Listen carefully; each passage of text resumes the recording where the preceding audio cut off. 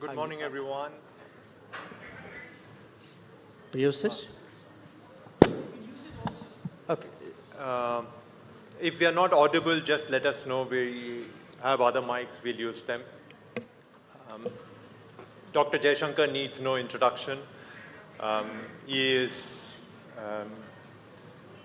a very well-known face, and strangely enough, because you normally don't expect foreign ministers to do this, but strangely enough, he's also the subject of many viral videos and memes, and the number of people who get WhatsApp forwards featuring Dr. Jaishankar is staggering. So I think it's a very, very unique position for a foreign minister.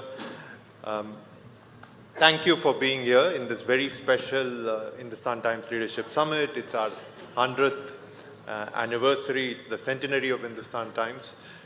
And the Prime Minister was here this morning, and he spoke about India and how it has changed and what is happening in the country. And you travel around the world. What is the outside-in perspective of India right now? Mr. Kumar, first of all, let me say what a great pleasure it is to be here, and my congratulations, my felicitations on this important anniversary. Thank you. How does the world see India? Well, look, I guess to some degree they look at the political stability in India at a time when the world is actually undergoing a lot of political instability. Particularly, I think, in democratic societies today, it's not easy to get re-elected, and to be re-elected twice is a very big deal. I think they also look at us economically. Again, the world's pretty challenging, to be in that 7-8% zone, and not just be in the zone as a one-off, but you have like decades ahead. And there's a lot of business enthusiasm today, investment enthusiasm today for India, a lot of interest. That I would say is two. Three, the technology, and to some extent, what the PM spoke about, the talent side. The sense today that actually the world is poised to enter this era of AI, of chips, of space, of drones, and you're going to need, countries and partners who are of relevance here. And this is partly also linked to the supply chain diversification and, the digital partnership issue. The fourth, I would say, is actually demography, because for me, it's been interesting last few years, the number of foreign ministers or government leaders who have expressed interest in finding pathways, for Indians to work or to study or to, in some way contribute. That has grown. In fact, even historically, immigration suspicious societies. Today, I guess because of their own demographic challenges are looking at us very differently. And finally, my sense is the world's also expecting more from India. That is also a challenge for our foreign policy, that if you are the fifth or hopefully better, then, the world has a different expectation from India, which was 10th or 15th, than it is when you are 5th. Like what? What would it expect? Well, it depends. I think today neighbors expect that in times of trouble, we will stand by them. Beyond neighborhood, people expect in some way you would help. So if you have a situation in the Gulf, or you have a natural disaster in Africa, or something in Southeast Asia. There were days when most expectations were pegged around the US and to some extent Europe, you can say the developed world, I think those have pared down because other changes are taking place in the world. There is a search for more local or fraternity solutions. And there are a lot of expectations of India. It could be in a crisis, but it could also be in terms of development. I mean, people feel the world's very cognizant of what we have achieved digitally. So this idea, India is not just seen as tech working for other people. It's also an embrace of technology by Indian society and the improvements of governance which have taken place. There's a lot of interest in other parts of the world saying, we'd like to work with your companies or work with your government to figure out. So therefore, bigger contributions, greater responsibilities, more economic interest, more political respect. Even in conflict situations, maybe a sense, okay, where are you and can you, what are you doing about it? So it's a combination of all of this. Great. That was a loosener. I mean, Dr. Jaishankar, like most Indians, likes cricket. That was a slow full toss outside the off stump so that he could get his eye in. And now for the more meaty part of the discussion. The US election is over and Trump is won. Not only has he won, he's got the House, he's got the Senate. What does this election tell us about America, and how do you expect a new Republican administration to reshape the US? Well, I think the election tells us a lot about America. For starters, it tells us that the initial, the reasons why Trump won the first term, many of those concerns and priorities have actually intensified in these years. They have not gone away. So therefore, if Trump is getting larger numbers, it also means that those very trends which drive it have become much more serious.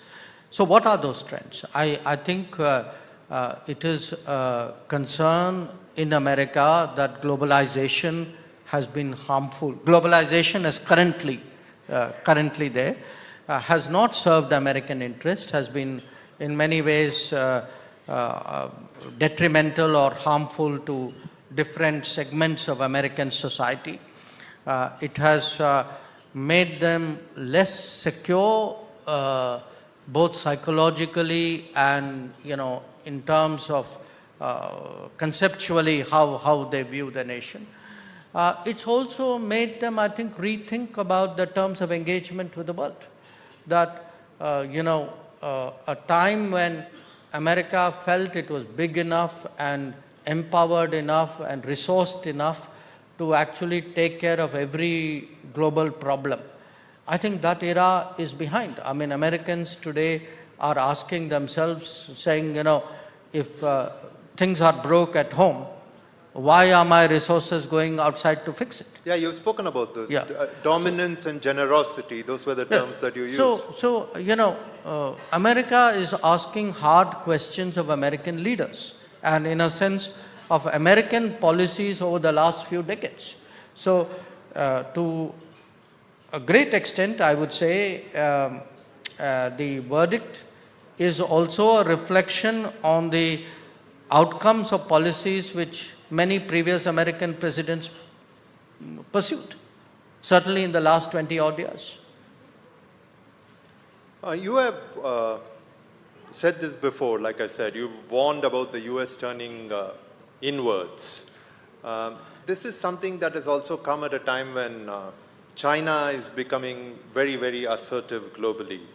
Will an insular US posture affect us in some way? No. Hang on. You used two words, inwards and insular. I think you are somewhat misreading what I am saying. The United States is seeking, President Trump is seeking to reset the terms. That doesn't mean he's turning his back on the world. He's telling the world that, there's a different deal on offer. That what, your access to the American economy, your expectation of American resources and activities, the cost to America, all these will change. So I think it's very important, because look, there are debates in America, like in any society. Political debates are always overdrawn because each party wants to portray the other as an extremist. I don't think it's feasible, or it is actually anybody's case, that America would turn its back on the world. What America would say is, there is a world. I mean, if you are the number one power, you have to remain engaged with the world. But the terms you are offering to the world are going to be different from the terms which were there. And that, I think, is going to be the disruption, because the rest of the world has slid into a habit. Some are more habituated because they were closer to America. Some are less habituated like us because we didn't have the same intensity of ties or the extent of dependence or reliance which, say, allies in many cases had. So we are going to see in different domains US take up different kinds of positions, each one of which will have a global impact. And each one of it will be calculated for its global consequences. So it will be very global. It will be differently global. Its terms on offer would be significantly different. During his first term, President Trump reset the relationship with China to a significant extent, and the next government, I think, the next administration carried that forward, especially in trade. Do you see more of that coming?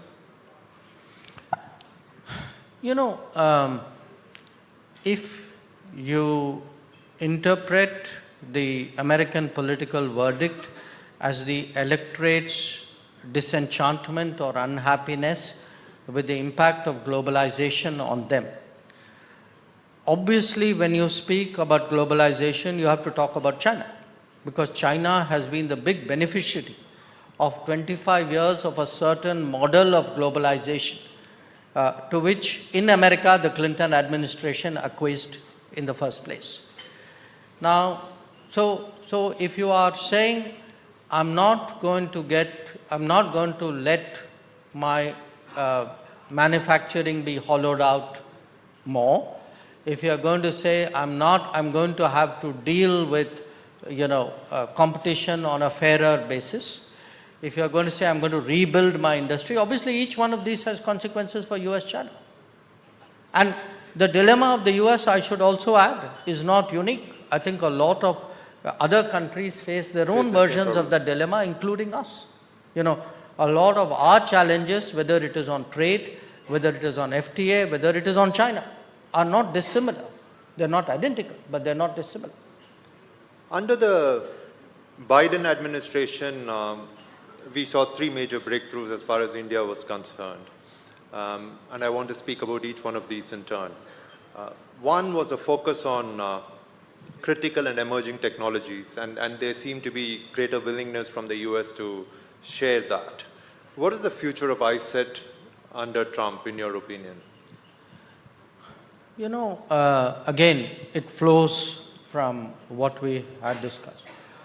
The United States obviously would be much more self-aware of its economic and manufacturing interests, because also the nature of technology links it to national security. So today, manufacturing, national technology, national security cannot be compartmentalized. Okay? And that's part of the digital and AI revolution. Now, the US, big though it is, still needs global partners. It cannot do everything itself. It doesn't want to do everything itself. But it cannot be agnostic about where it is done also. In a digital era, who has your data, what they do with it, are there angles to it which have security implications is a very obvious consideration. So I think we have already, the logic of ISET is in different domains of high sensitivity to forge partnerships between countries, governments and societies which have a higher level of trust, where you actually relate to each other and therefore are comfortable with sourcing from there or outsourcing from there or partnering out there. I think you're going to see that as a structural trend. My own sense is if President Trump is determined to make America more competitive and brings to it a strong element of business viability, I think such an America will actually look for partners with whom it can actually work in a complementary fashion. So to my mind, the reworking of supply chains and the engineering of new digital chains, I think will continue. Great. I think you've answered not just the first point I wanted to make, but the third question I wanted to ask you, because one of the other big changes we've seen is really the fact that the US sees India as an important partner when it comes to diversifying supply chains.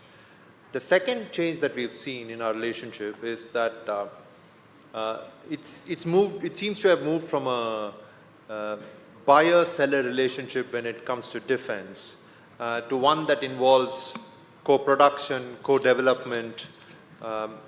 Do you see Trump's focus on manufacturing in the US, insistence on other countries buying American, leading to a clash of these objectives? Forget Trump for a moment. I think we should be worrying about ourselves. We didn't have the focus on manufacturing and make in India before. So why is this happening now? It is happening now because till a few years ago, we were content to import from outside. And in this country, I mean, let's be honest, we've actually made manufacturing very hard to do.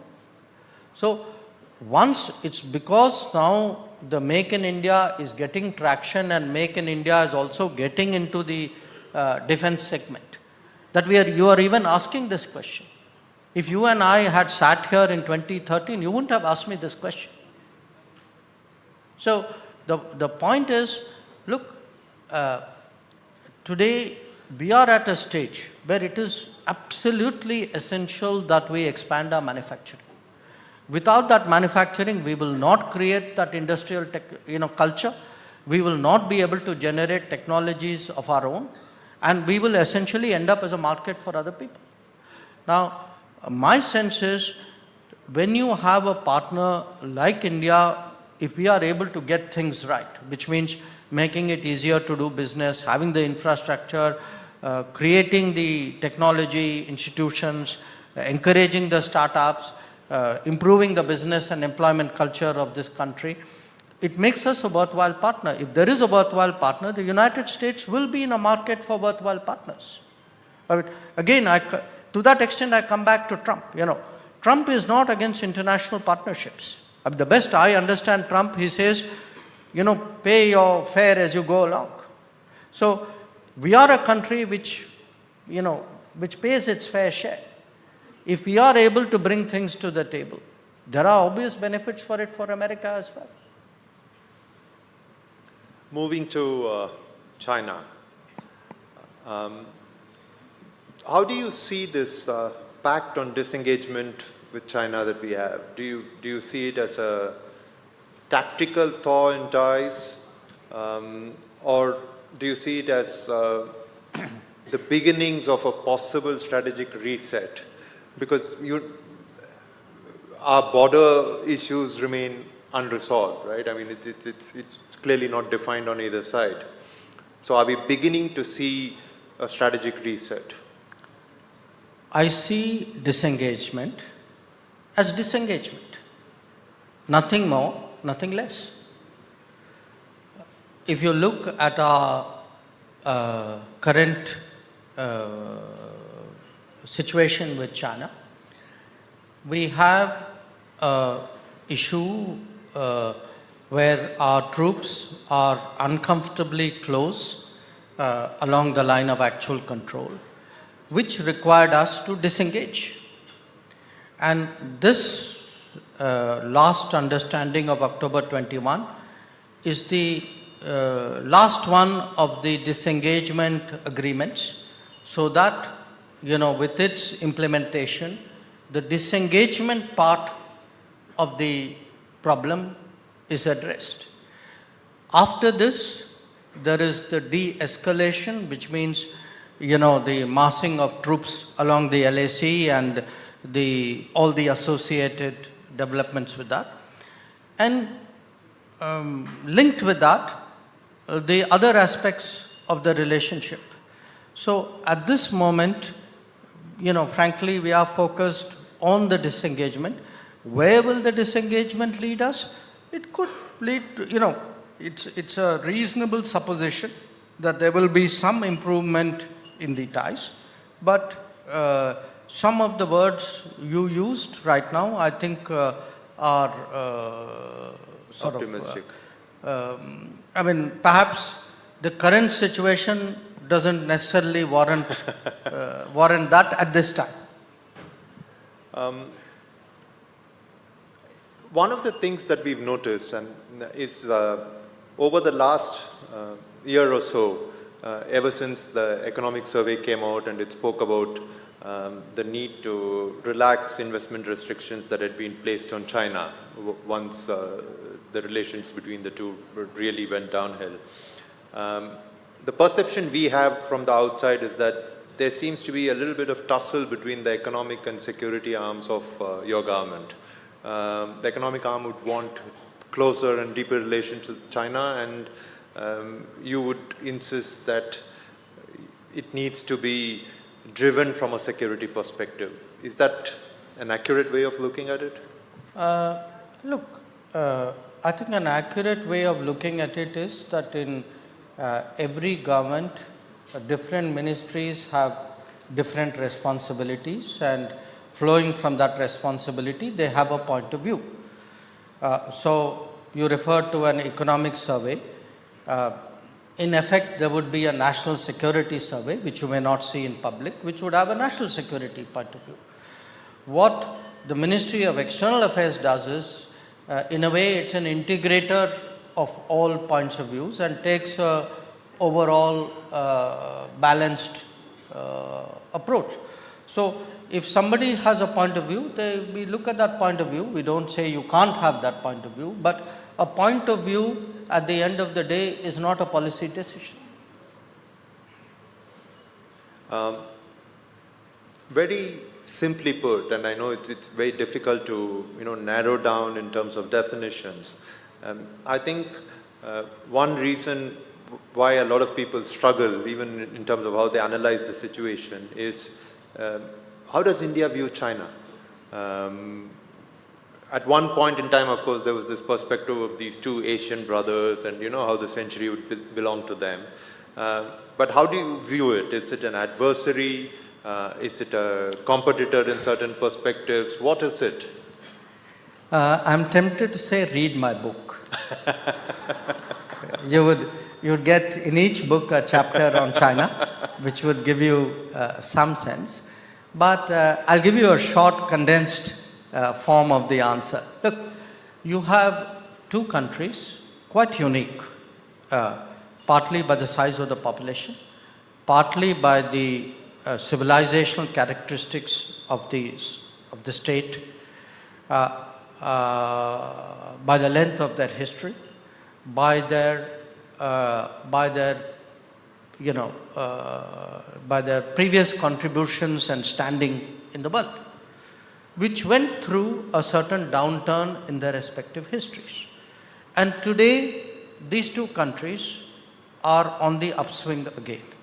Now, it so happens that they're located next to each other, which makes the management of if there is a changing situation, a change is difficult to handle at best of times. Two changes are that much more complex. Two changes next to each other are even more complex.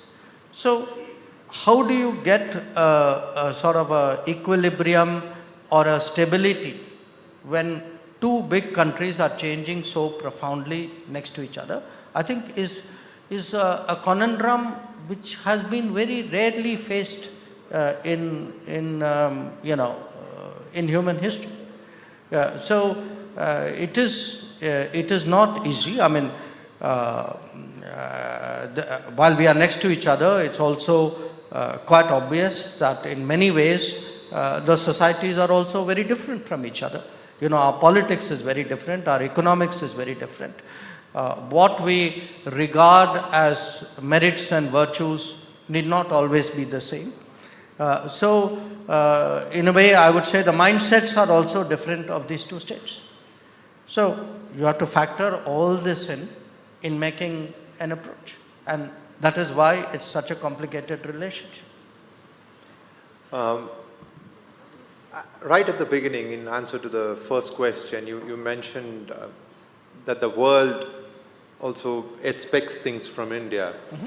And this year itself, we've seen Prime Minister Modi actively get involved in communicating messages between President Putin and Zelensky on the Ukraine war, for instance. Where do you see this going? Do we have a role to play in facilitating peace? Yes, I think we do. Look, when the war started, we took the position that, this was unfortunate, it was tragic, and we never really thought that the solution would come from the battlefield. Okay? We said it at some point of time. Not everybody took it well. We handled the challenges coming out of the conflict, obviously with our national interest in mind. Not everybody took that very well, but we had what we had. Now, the fact is, into its third year now, it's very clear, it's even clearer that you're not going to get a battlefield-based solution. Okay. Now, what are the choices? The choices is one is to stay on the sidelines and, say, well, it doesn't concern me. The other is to give broad homilies and leave it at that. A third one is to back one side or the other, which some countries are doing. And maybe a fourth one is to say, okay, let me apply myself to this tragic situation. Let me try to do something about it. Maybe it will work, maybe it will not, but why should I not at least, do my best? So how do you go about it? One, of course, to utilize the fact that there are today very few countries and very few prime ministers or presidents who have the ability to go to Moscow and go to Kiev and call up Putin and call up Zelensky, and we should use that advantage. The second is then to apply yourself to the task. So what we have been doing, if you see, we had the elections in June. In June, Prime Minister Modi met Zelensky in Italy. In July, he met Putin in Moscow. In August, he met Zelensky again in Kiev. Then we engaged the Russians. NSA Doval went to Moscow. In September, Prime Minister met Zelensky again in New York. In October, he met Putin in Kazan. So what we've been trying to do is to have conversations in good faith with the understanding that common points or convergences in those conversations, if the other party was comfortable, we were prepared to share it with the other side.